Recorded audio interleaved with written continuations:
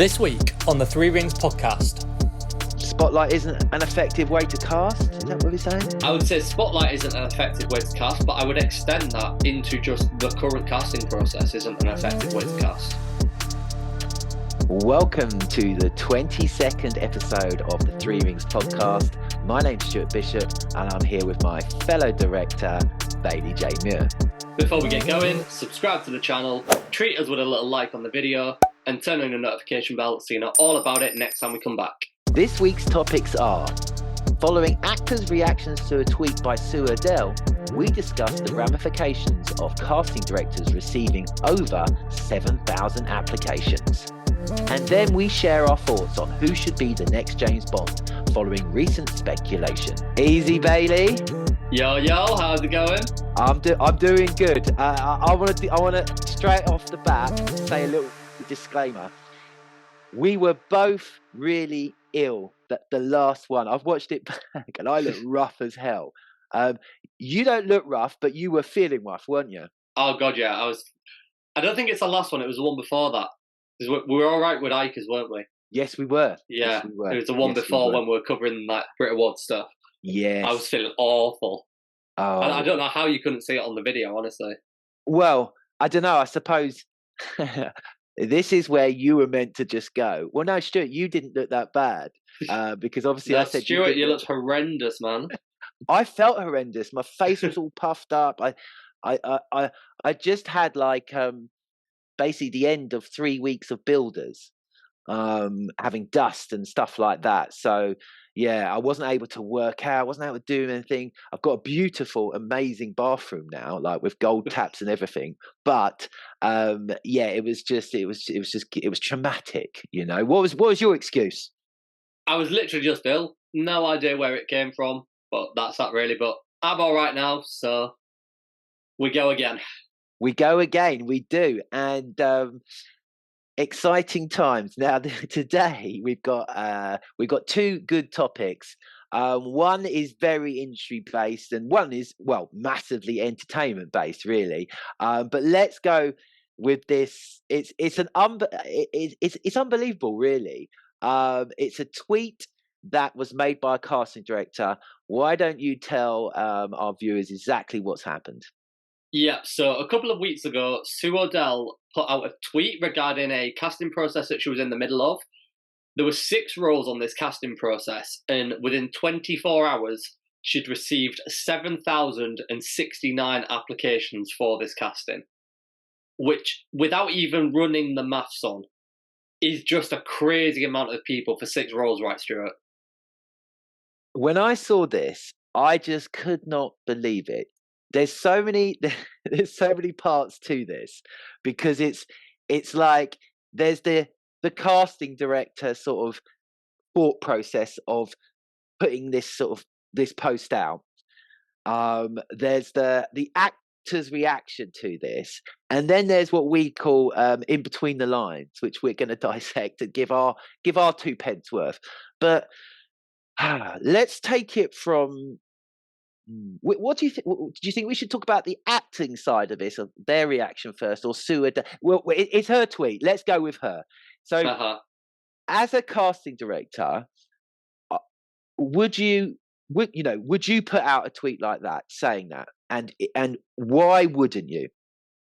I mean, there'd be no way I would want to admit to that, because when you run the maths on it, you can say without a shadow of a doubt, not every applicant has been looked at, has been considered. It's physically impossible when you run the numbers. Is that because she gave a timeline to the actual discuss that timeline? Yeah, right. Let me get my facts and figures up.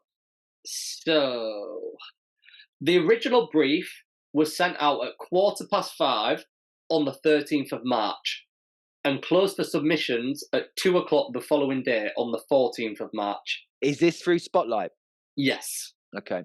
Self-tapes were due to be requested on Friday the 15th of March, upon her receiving the shortlist back from the client. So between the lines, you can pretty much figure out that she has presented the package to the client some point late afternoon on the 14th, which means she's had no more than 24 hours to go through all of the applicants and gather her package. So now, With before, just let me come with what you're saying there before you go on. I am instantly starting to think, if I'm an actor, well, that if that's impossible to see, I might not have a chance, even though I've done it, of being seen. Is that fair to say? I think that's totally fair to say. I know when we were discussing this, when that tweet first went out, Stuart, I said, I don't see very much difference in this to the whole fake tape scandal with Bodhi Talent from a few weeks ago. Those self-tapes, there's actors who think they've taped for a project that they're never considered for. Here, there's actors that think they've applied for a project that they're never considered for. When you break it down to the bones of the issue, it's identical. Yeah, they do a little bit more work on the self-tape, so it is slightly worse, but the fundamentals are identical. It is definitely a problem of, I would say exploitation, but I don't think intentional exploitation like the self-tape thing was, and this is a difference. I think it's an exploitation that we need to look at and change the process as an industry, not in a way of like actually attack the casting directors. They're not trying to exploit, but they are by accident because of the process. Okay, I can see you putting out your disclaimer there. Yes. And we're not trying to attack any casting director, right? However, it's with that timeline, there can be no shadow of a doubt that it is safe to say that it is impossible to. Now, let me just clarify. Is it 7,000? What type is she getting? A self-tape, a photo, a what? So this is just the first round. So your basic spotlight application that basically you put your talent to the casting director, then they go filter through them. Who am I going to present to the client for them to consider giving a self-tape invite to? Right. So for you to look at that and give a good, now you might say, well, you do know straight away, yeah, for a lot of people, right? Is that safe to say? It is. However, there's more to it than just that, because it's how much time it takes you to be able to say quickly.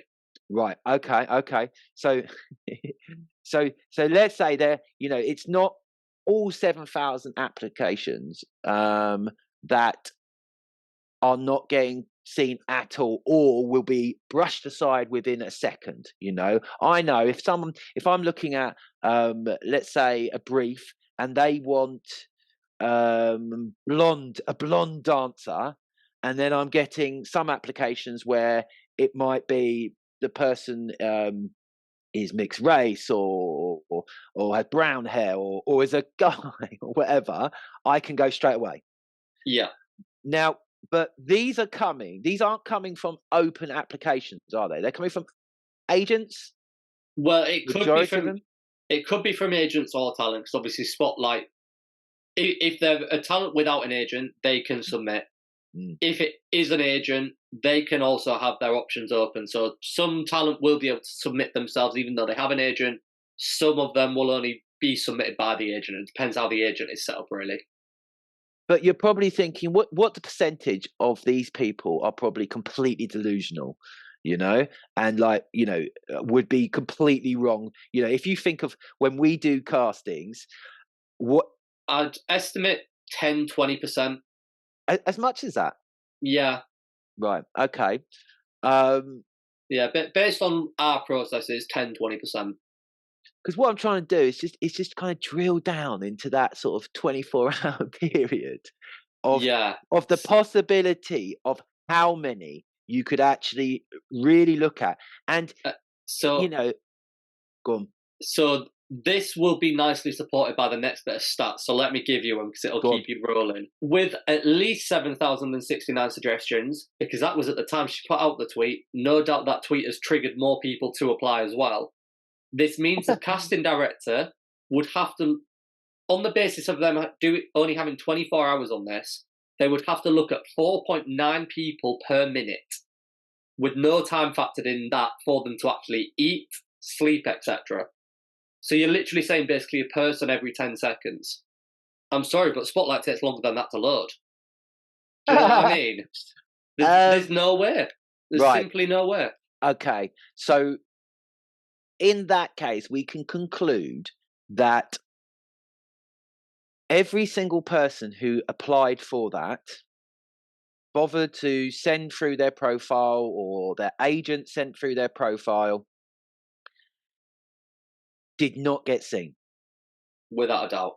Without a doubt. Right.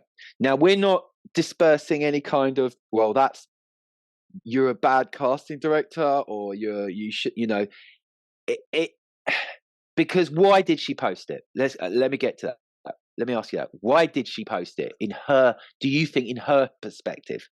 Because am I right in saying it's been taken down? Yeah, it's been deleted since. I mean, the only way I can make sense of it in my mind is that you're trying to expose that the casting system is flawed. But then that begs the question: when you're the person in control of that process, why are you posting and moaning about it rather than just changing the process? So I don't think it can be that, but I can't think of any other reason. Now, why would you? Why? It's like I'm interviewing Sue here. I'm sure Sue's lovely. She is. I've met her. She's a lovely person. No way she means to exploit anyone, mess people about. Yeah, it's just a flaw in the whole system. Why would she want to, post that? What is she hoping that is going to do? If it's not showing a flaw in the system. I mean, all I can think is she's trying to stop people applying, because there was something in her tweet on the end of it of like, "Please no more." Some sentiment of that, weren't there? Yes. That's all I can think, really. I don't think, going by her character, this will be the way. But I guess in another scenario, it can maybe be a bit of a sympathy play of like how hard my job is. Yeah. I don't think Sue is that way, but it's another potential explanation. Well, I think that is, again, I don't think it is in this. Well, I don't know, because I don't know her. Yeah. But I have seen that before from casting directors, trying to get appreciation on how hard they work. Yeah. I don't mean to laugh at that and mock it, but it's as we go into this kind of progression of discussion of whether, I don't know, I suppose it's going to come down to, in the end, isn't it, whether casting directors are really needed at this level. But that's maybe for another day. What it does do, it highlights how little chance you have in the industry if you are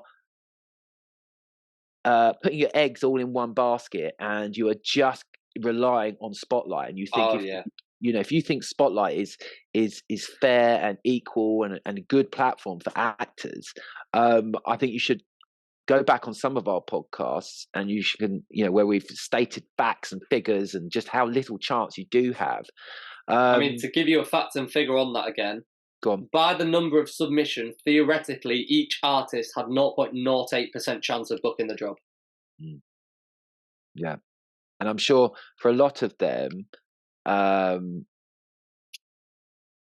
they're thinking that they've got I mean, I would have been very disheartened to see that tweet. And let's talk about some of the actors' sort of tweets, how they were thinking. It just, some are like, oh wow, well done, keep working hard, kind of thing. And some are just like, God, what chance have I got?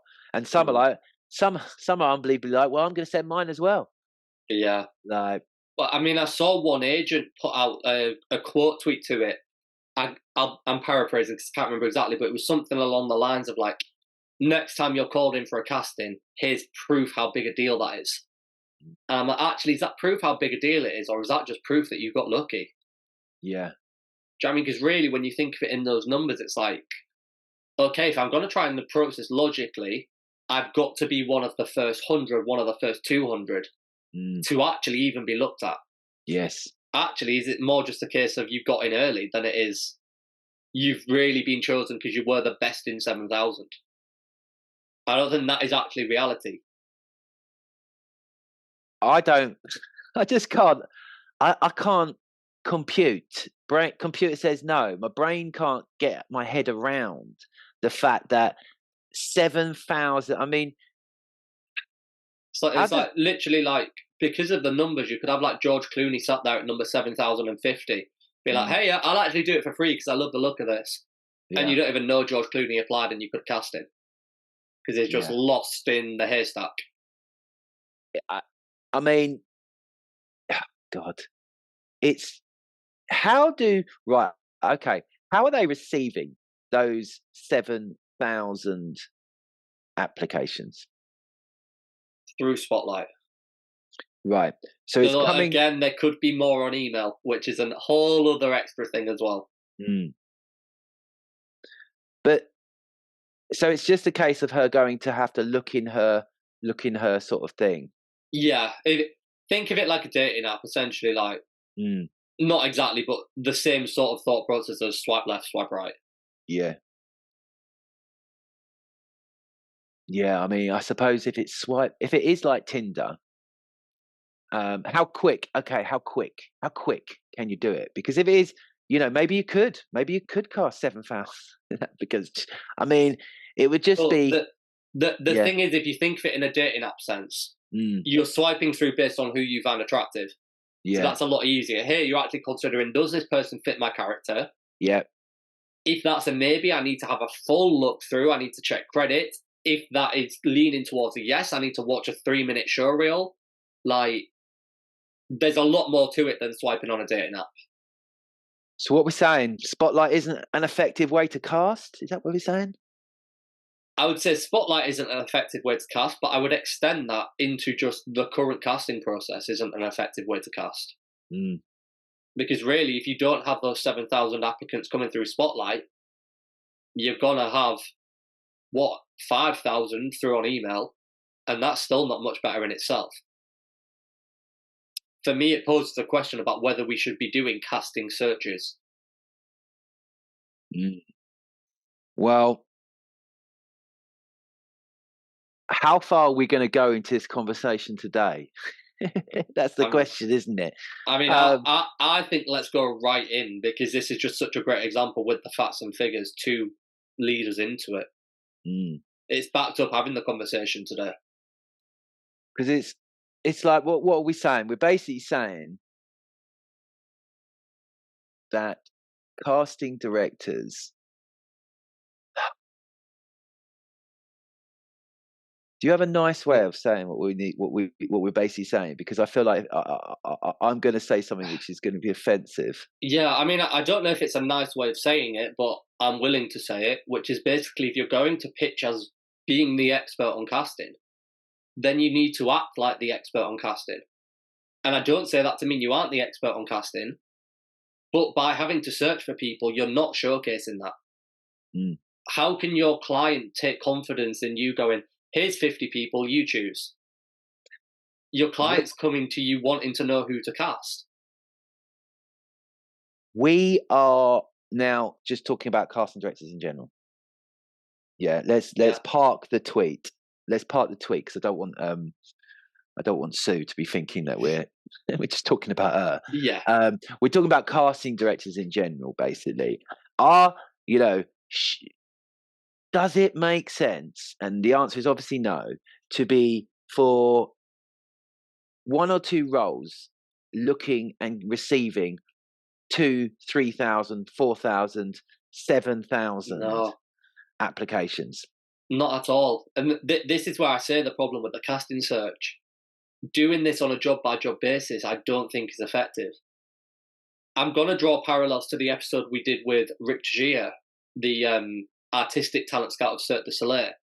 And in Cirque, because they have a collection of shows, they then, when they do a casting, when they do an audition, it's essentially for the company, it's for all of the shows.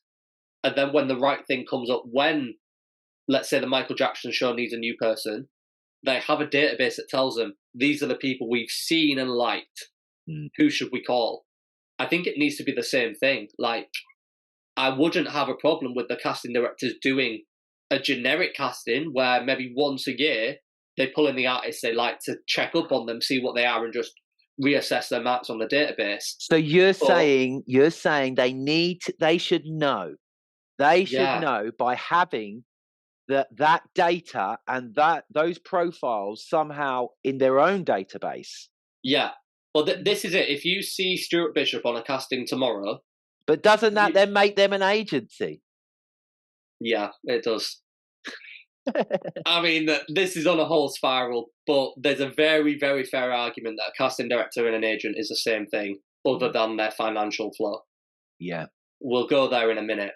But essentially what this is if you see Stuart Bishop for a casting tomorrow, you then do not need to see Stuart Bishop for the next 6 months to still consider him on the next 6 months of jobs.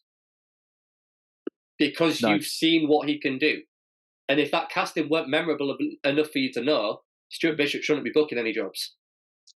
It's like working as a choreographer. You know the dancers you want to work with, and sometimes you see someone and you get talking to them, but an opportunity doesn't quite come, and then an opportunity comes where you need a little bit extra more to come out of your little circle, and I remember that guy, I'm going to call that guy. Yeah.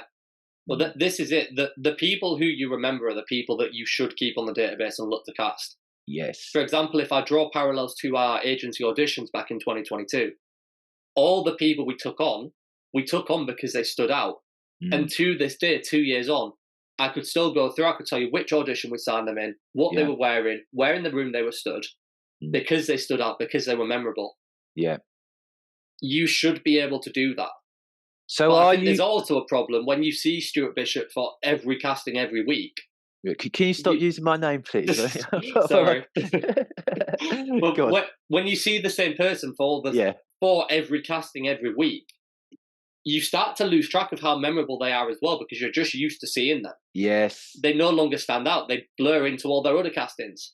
Right. So you then saying, are you implying, Bailey, that possibly casting directors, without really knowing, have somehow become, dare I say, lazy, and are using a crutch with the agents to do their work for them? I mean, it's a double-ended sword, because you could say it's lazy in the case of they're not remembering and building their database. But actually, in doing that, in a sense, they're creating more work for themselves. So it's an argument of, are they being lazy or are they overworking? I would lean towards overworking, to be honest. Overworking? Yeah. If you see every artist...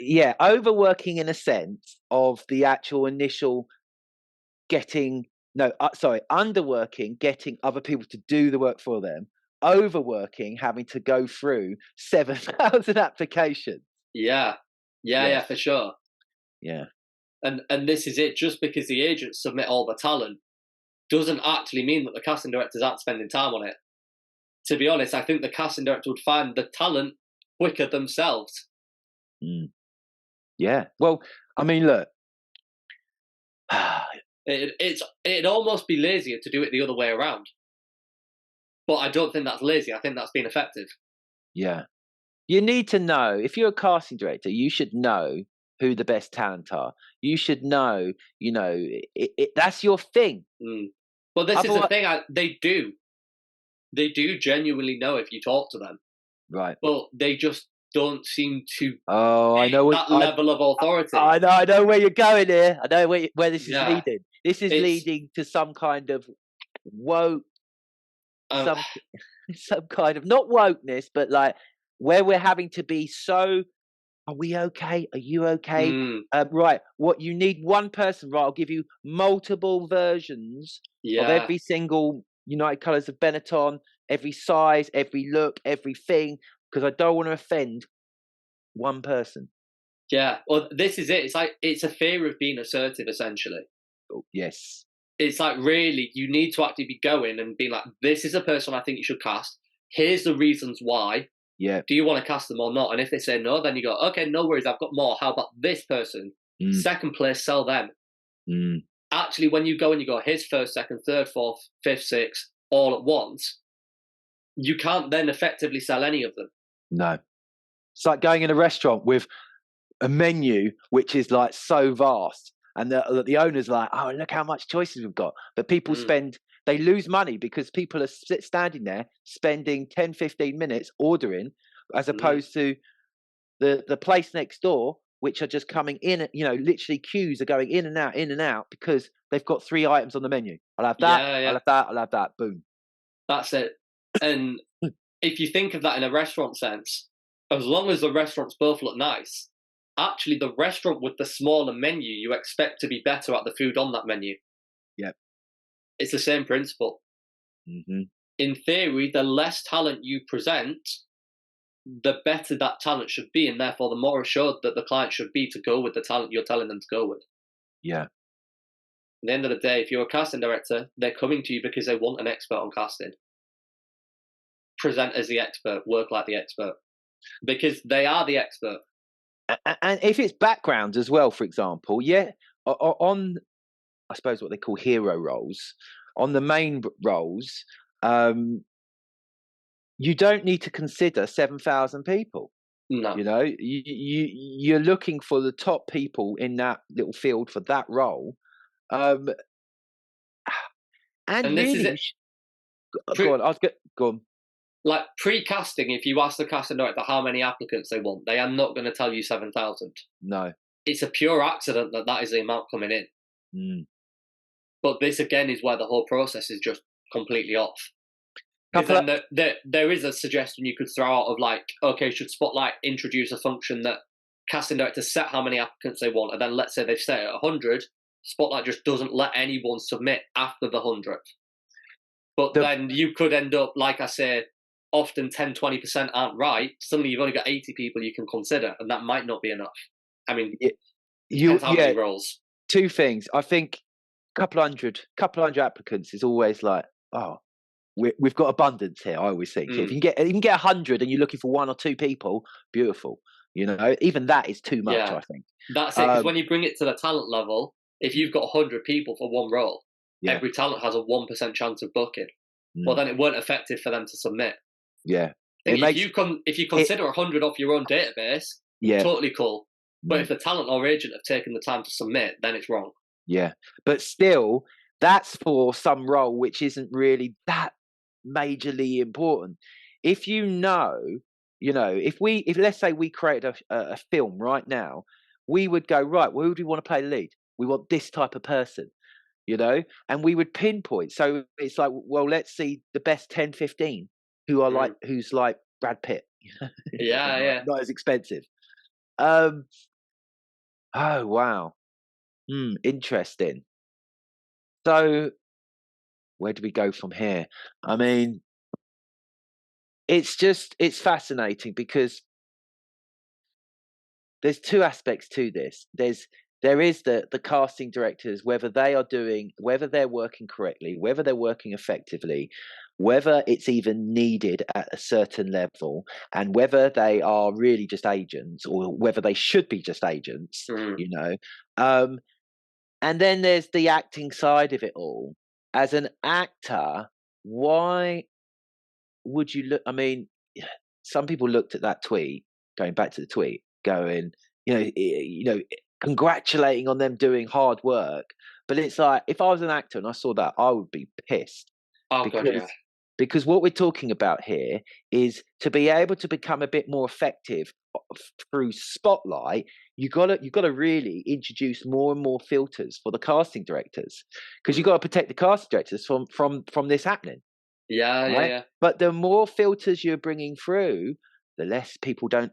Nowadays, we don't like doing that, and we don't want to admit to any type of filtering or any type of thought process that this person might be right or that person, just in case they offend. Well, I think the main problem is on the Spotlight level, because they pay for Spotlight. Essentially, they are paying to be considered. Mm-hmm. So then you can't filter people out and go, you can't be considered on this. Actually, by rights, they paid to see every casting on there. So they have to be able to see and apply for every casting on there, regardless of whether they fit it or not. They've paid to apply to it. The model of giving the actors a paid platform model, which gives actors, everyone, the same chance, supposedly, is massively flawed. Yeah, it's sure. massively flawed. And go on. I think literally the fact that they are made to pay for it is what restricts the casting process from changing and getting better. You can't make changes when people are paid for the service. Well, it's because deep down, everyone's trying to look after the actors, aren't they? Everyone's trying to look after the performers. Everyone's trying to massage and just make sure that you don't argue or go on Twitter saying this and that or whatever. And what it is basically, it's like we're trying to overcare about performers who don't understand. Now, this might sound very controversial, but from my perspective of being in the industry, from being a performer, a choreographer, a TV judge, an agent in casting,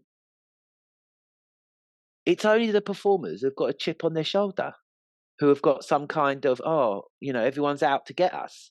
I think the problem is when you try to overcare for that amount of people, that sort of scale, then it ends up that no one's cared for.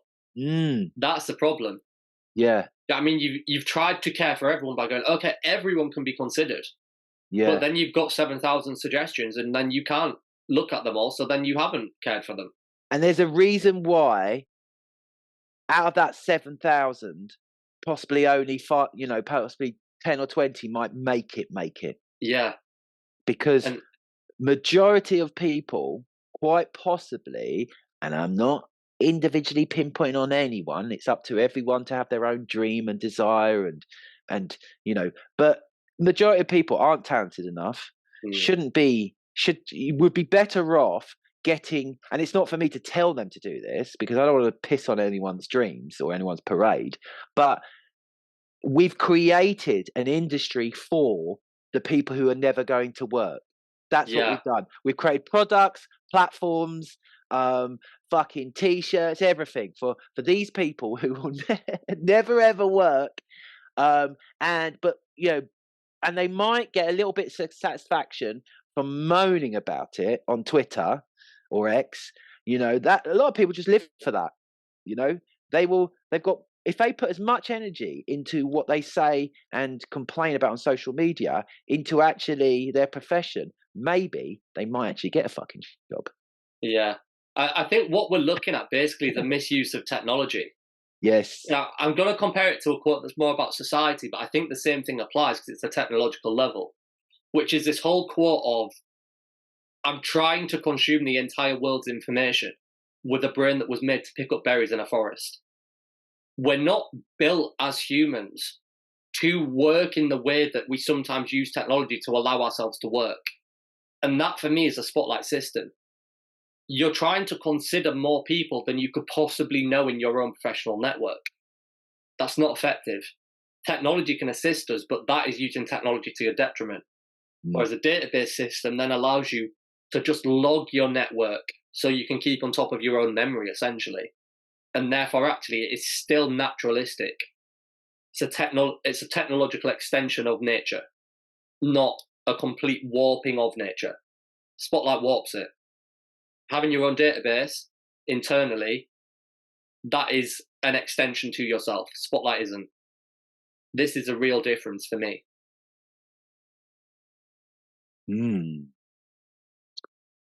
Yeah. I don't think people...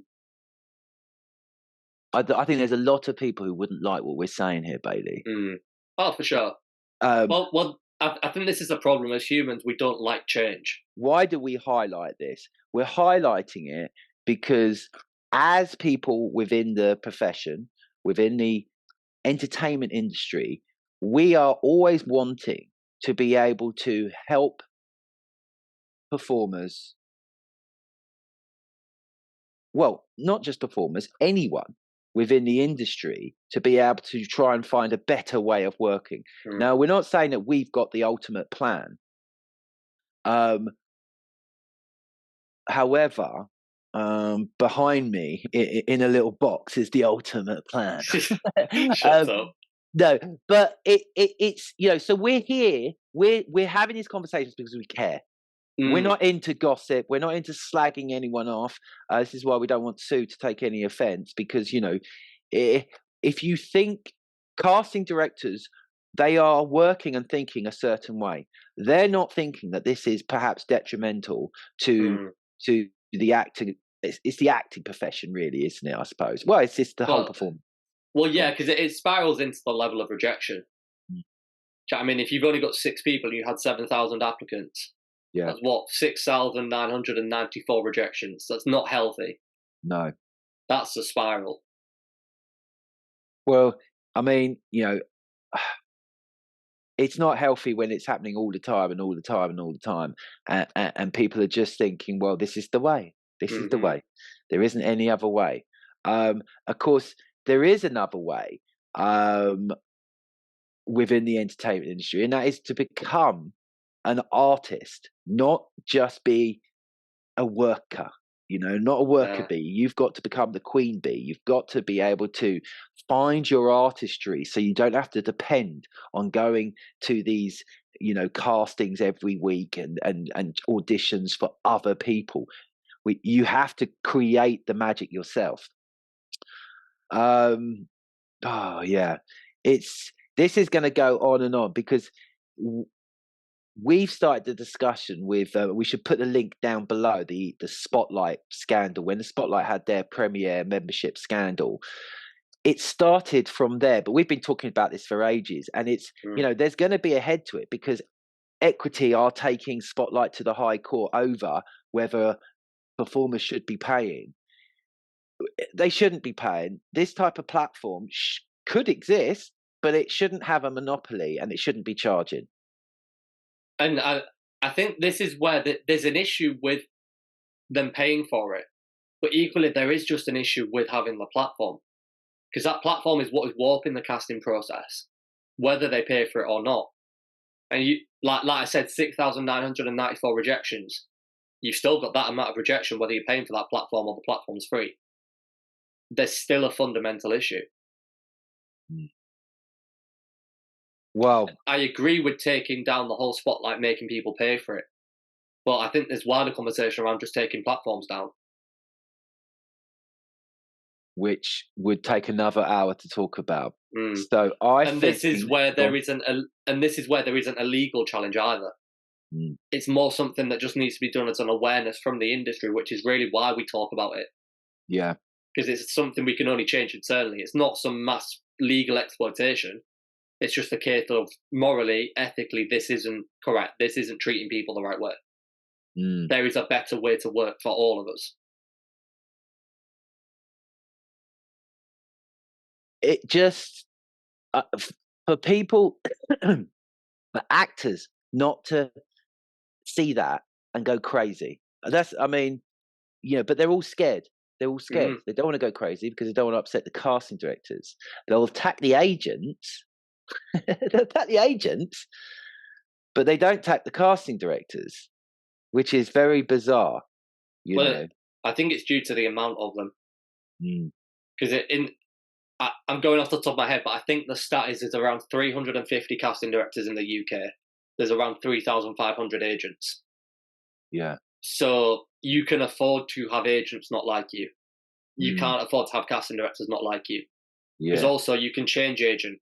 But those casting directors, you're going to be seen by no matter which agent you're with in theory.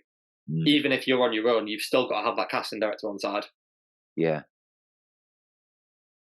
Really, the casting director is the gatekeeper. Yeah, obviously, if you come to commercial dance, it's different because we don't have casting directors as much as musical theatre is acting. It's like glorify. It's like really at the moment how casting directors are working. It's almost just a bit like an admin position, isn't it? I always say this, which I know they'd hate if I said it to them, but it essentially is glorified admin. Yeah, let's cut out me saying that then, and then just keep you saying it. I say it all the time. I feel like handling contracts I can do artistically. I find things in there that I'm like, oh, well, we could tie this into a deal and this it. Mm. And I call that artistic, but no one else is going to look at that and go, yeah, that's artistic, that's creative. That is glorified admin, and really, that is me just bigging myself up. I can admit it's glorified admin. It's just my mind finds it fun. Yeah. That is the same for casting. You've got to have the reality that just because you enjoy it doesn't make it actually creative in greater perspective. No, it's like basically just showing. No, right. I'm not going to dumb it down in any way. It's just it needs to change. It's not fair for actors to think that they are getting seen, and then it looks like they're getting seen because they've gone through the right things. Their agent said this and they've done that, and it all looks correct. But the actual platform that they're doing it through is really the big baddie in all this, and it's made casting directors think that they have to use it, and actors have to use it, and they've somehow convinced colleges to brainwash their students that you've got to be part of it. It's all just it's the brainwashing right from college that you have to go into and do it this way. Well, this is it. If you take it to the isolated areas, you can justify why actors have to be on Spotlight, even though it's wrong. Yeah. You take it just on casting directors, you can justify why they put all their casting through it. Mm-hmm. And this is where we have to go to the perspective of an overall industry. We can't justify it. We all have to move. There isn't a responsible person other than the platform. No. The platform aren't going to shut themselves down. So we've got to take awareness, not just go, well, I'm here casting through Spotlight because all the actors are here. Not good enough. Casting directors and actors need to join forces and move together. And agents, and choreographers, and directors, and producers. Everyone. Yeah. Now, I wonder if collectively they all had an opinion on who the next James Bond is. I think we all have an opinion on that. Let's move away from casting hell to casting greatness, and let's talk about what's happened. So let me run through this. There was a BBC article, and it's basically everywhere. Aaron Taylor-Johnson, speculation mounts again over new James Bond. So he's the latest one to be caught, kind of the name to be thrown in the hat. Now, Aaron Taylor-Johnson is the guy from Kick-Ass, the film, Kick-Ass 1 and 2. He's been in other things as well. Yeah, he was Quicksilver in Avengers Age of Ultron. Yes. But I presumed he was American. So I straight away was like, nope, he's not. He's not being James Bond, but apparently he's English. So, okay. But I don't think he looks debonair. Do you know what I mean? I don't think he's got the rugged experience of, when you think of it, it depends, I suppose, when James Bond it is. Maybe it's going to be a younger James Bond this time, as in like just graduated from the Spy Academy or whatever, James Bond.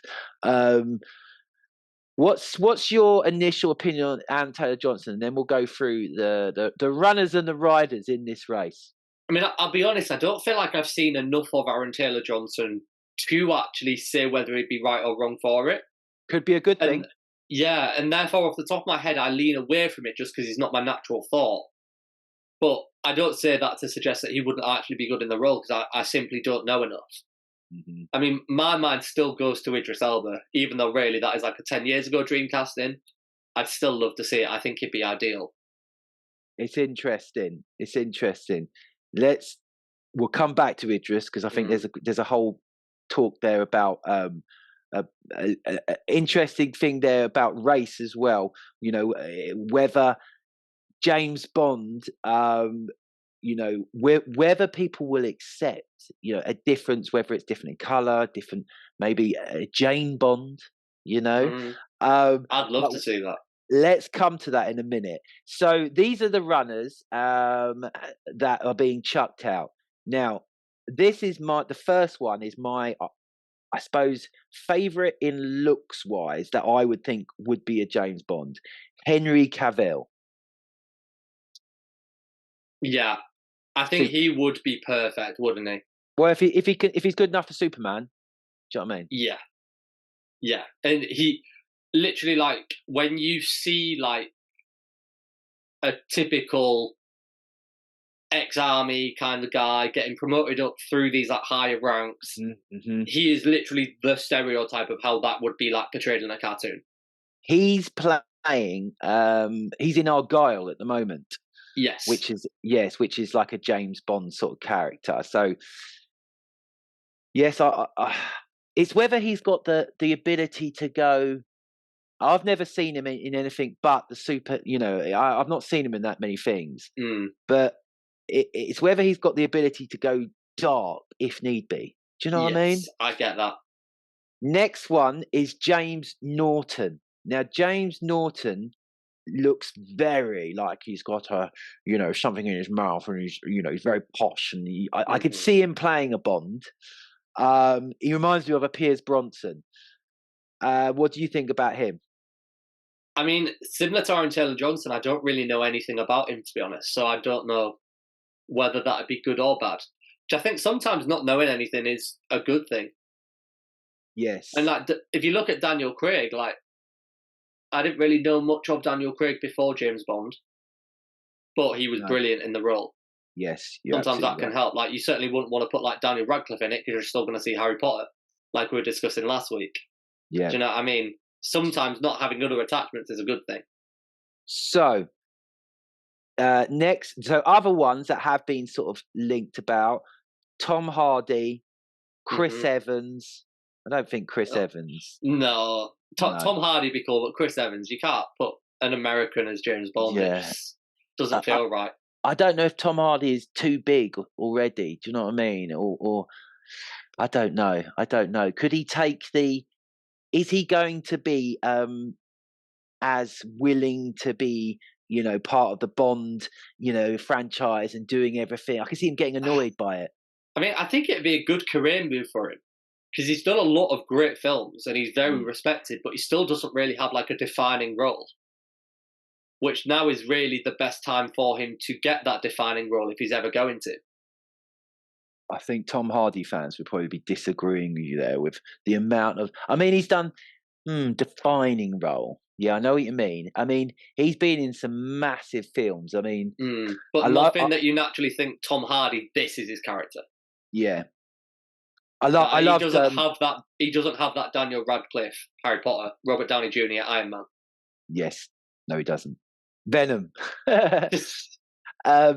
So, Damson Idris. Now, this is a younger black guy. First of all, we have to go. Do we want it younger? If so, then I don't mind. He looks a good-looking chap.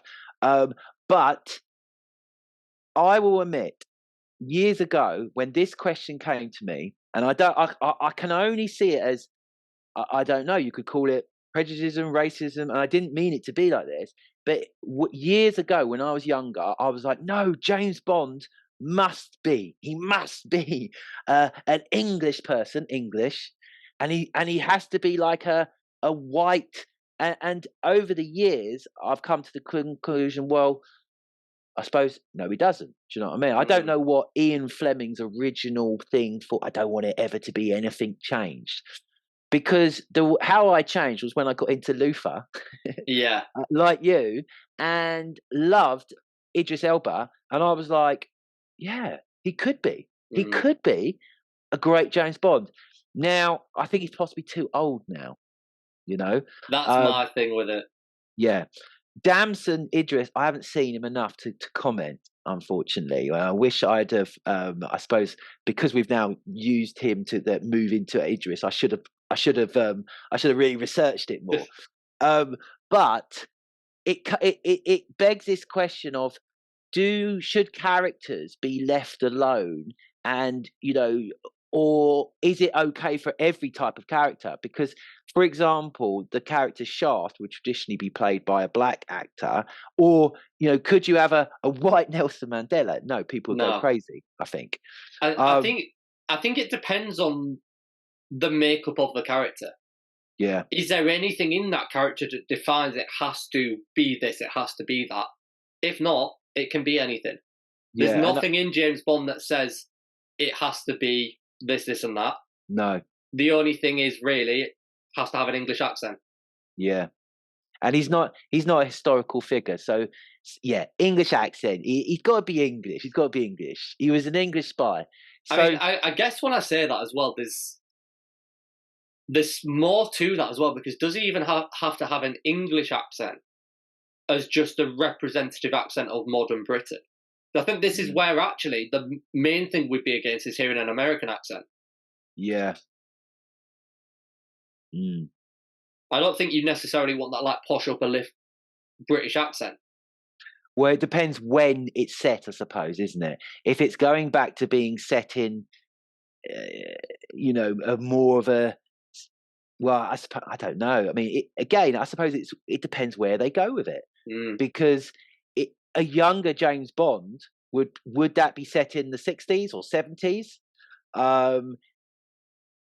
There's also a question there of, with James Bond, are they playing the same character? Because there's theories on it, isn't there, that actually James Bond is like a identity that's given to the top MI5 spy. Yeah. So actually, is it even the same person? Is there any reason that you can't have a 20-year-old James Bond in the year 2024? Because actually, the identity has been passed down. Yes, I mean, I suppose it all depends on how much you want to take a bit of art or take a bit of writing and diversify that. Now, I don't mean that as in like color or type of gender or whatever, as in just how, can a character just be a character without being, I suppose, not exploited, but just, right, what can we get from that? Do you know what I mean? I think it depends how integral to the character the elements are. For example, you're not going to make a film about Highwayman and set it in 2024. No. Because we're not going to have that. But there's nothing in James Bond that actually matters other than the fact he's a spy that works for the UK government. Yeah. There's nothing there that roots him to he has to have been born in 1950. It depends how rooted it is. Do you know what I mean? You're not going to remake Star Wars and make Darth Vader be on the light side and actually he came from being a Sith. Yeah. Because that fundamentally changes a story. But changing when James Bond was born does not in any way fundamentally change his story. No. Well, yeah. Yeah, so basically what we're saying is really anyone could play him, but they got to keep that it's British. Yeah. Yeah. And depending when it is, because for example, go on. I was going to say, I think this is a problem where the main thing we'd be against is hearing an American accent. Yeah. Is because if you see a spy in a film with an American accent, you're naturally thinking, okay, that's CIA, that's FBI, not that's MI5, MI6. Yes. It's got to feel like MI5, MI6. Yeah. It's interesting because we were doing comparatives with Doctor Who when we were talking about this topic. And interesting that you said that, because I said, well, are Doctor Who people happy that it changed to a woman? Now, if I was a Doctor Who fan, I was really into it. I thought, but then you said something which changed my mind. I would think, no, Doctor Who's got to be a man. Like, it doesn't matter if he's black or white, doesn't matter. Yeah, Chinese, Indian, but he's got to be a man. But then you said, well, no, because the Doctor is a regenerative. Regeneration. Regenerative figure.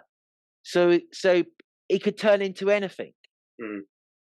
And I guess it. That again, similar to what I was saying with James Bond, if you view it as the identity is getting passed down, the Doctors aren't playing the same person.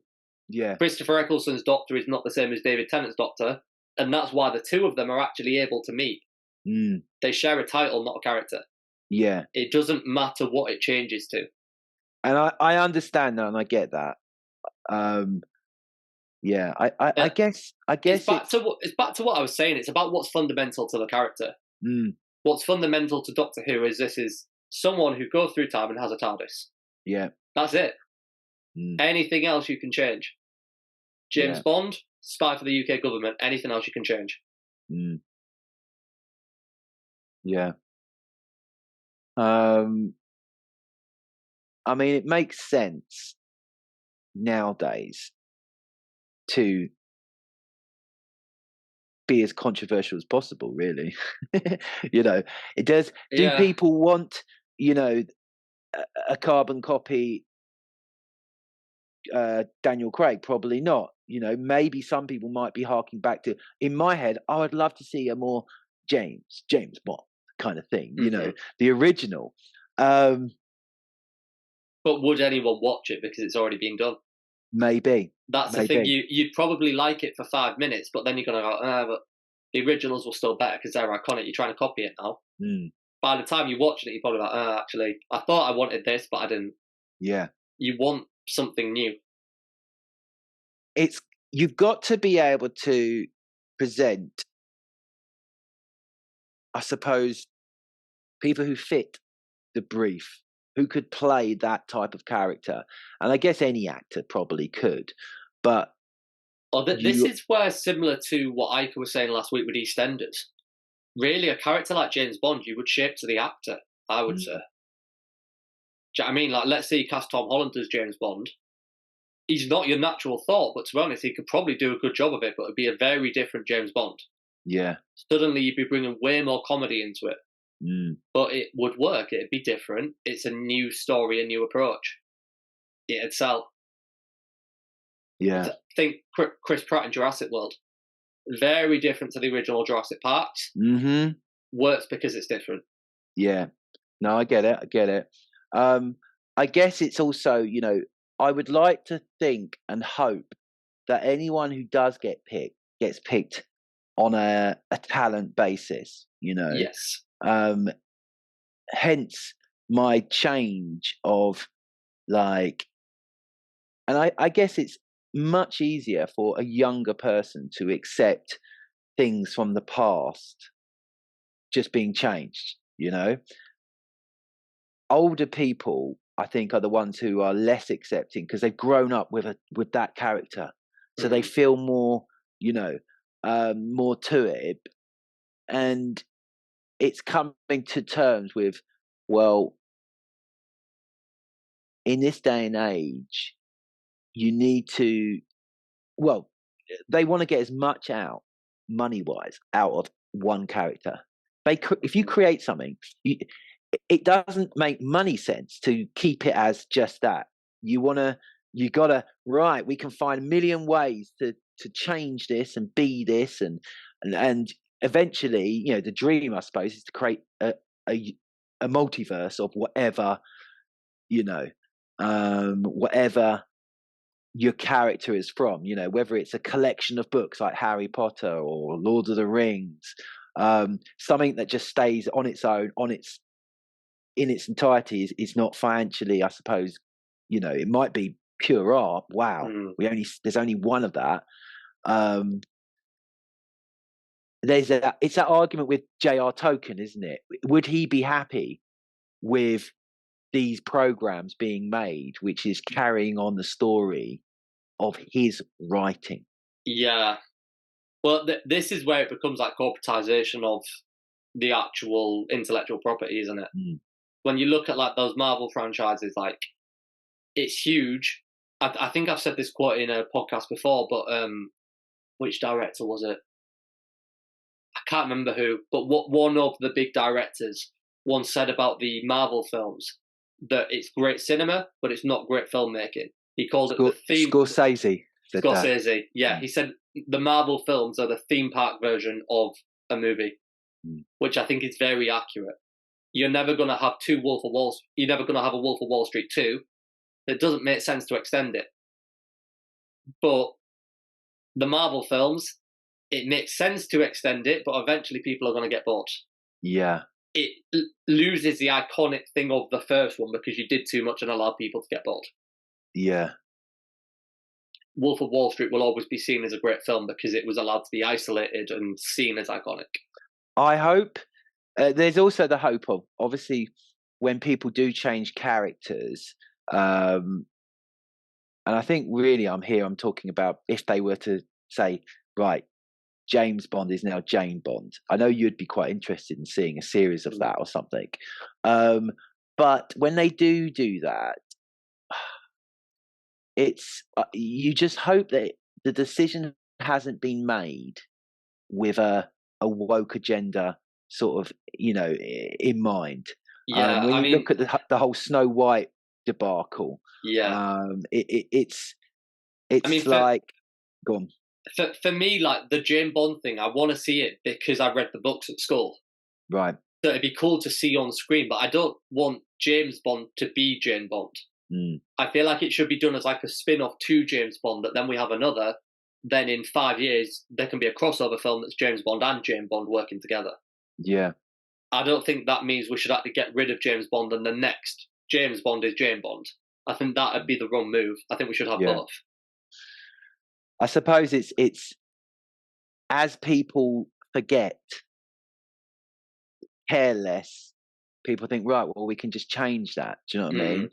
If we look at it in a reverse thing, for example, in Star Wars, it was Billy D. Williams originally played Lando Calrissian, which I think at the time was possibly the only black character in Star Wars. When in the Solo film, it was played by who's the guy? This Is America.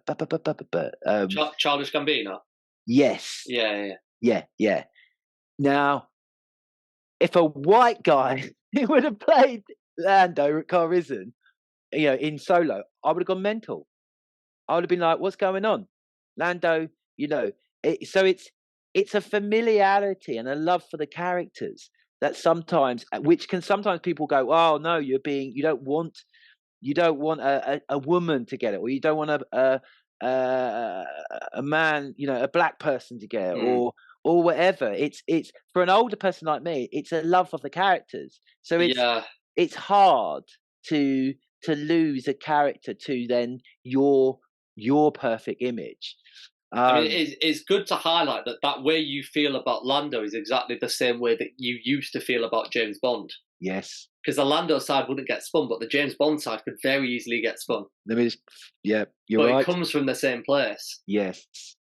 Yeah. There's definitely something there about the familiarity. Because back to that fundamental of the character, there is no fundamental that says Lando has to look like that. No. They'd be well within their rights to change it. But I'm the same, it doesn't sit right to change that character. This ties back to casting. Making sure that the person who is cast is the absolute right for the role. Not based on anything. Just purely on talent. I think there's an interesting distinction there as well of, is it the person who's right for the role or the person who's best for the role? Because this links back to the 7,000 thing. If you want to find the best person, you have to look at all 7,000 potential options. Yeah. If you're only looking for the right person, you can have a completely different process. And how important is it to always have the best person? In a James Bond sense, it's probably important to have the best. Yeah. In character roles. Yeah. In some campaign that's a photo shoot for some new sportswear, it's not important to have the best person. I mean, the best person is probably Cristiano Ronaldo. You're not going to try and get him.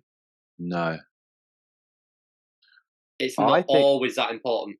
I think that is a very good place to finish. We've kind of done a little arc there. Casting is just not... The acting world, being a performer, it's not fair, but it shouldn't be fair, because if it's fair for everyone, it's going to... Too many people are going to try and do it. Well, and then this it becomes is it. Unfair.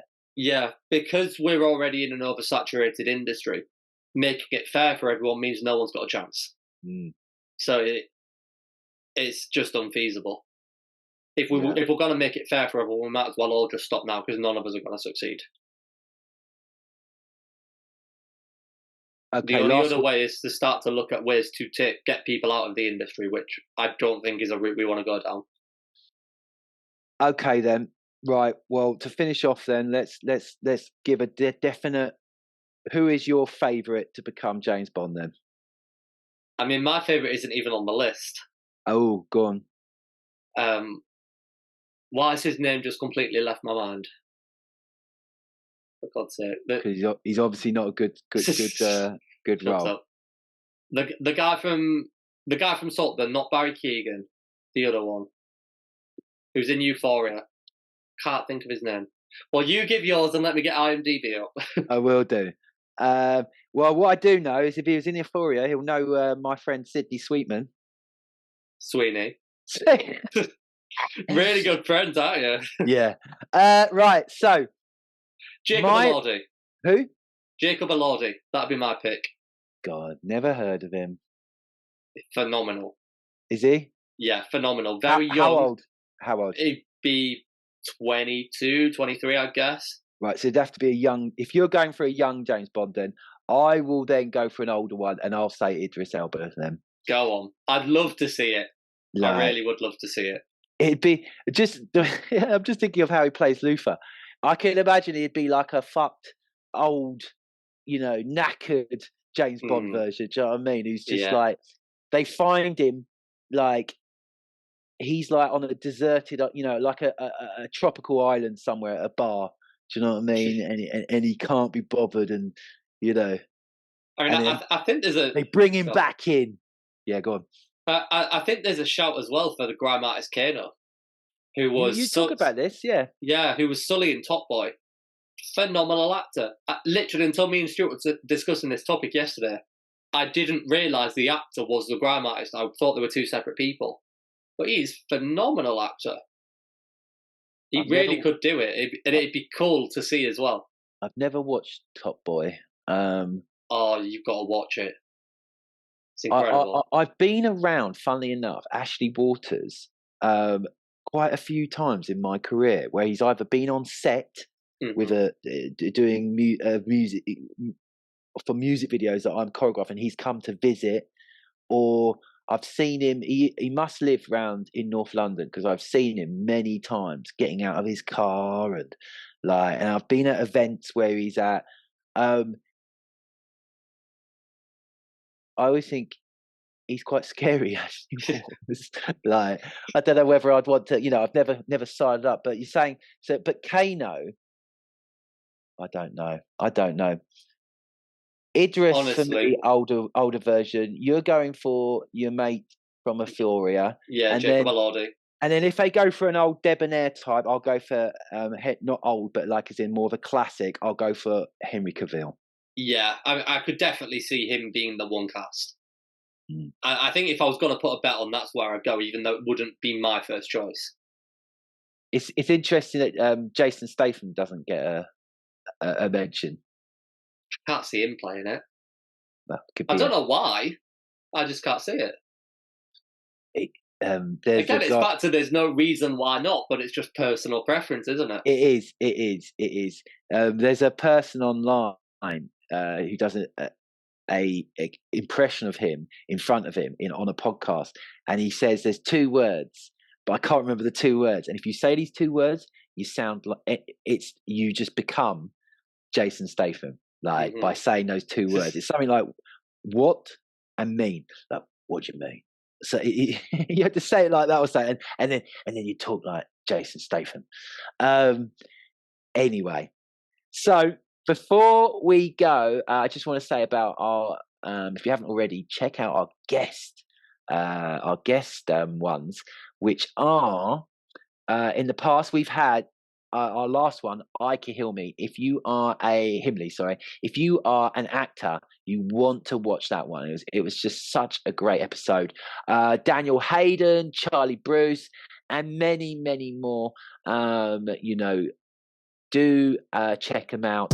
And Bailey, what have you got to say?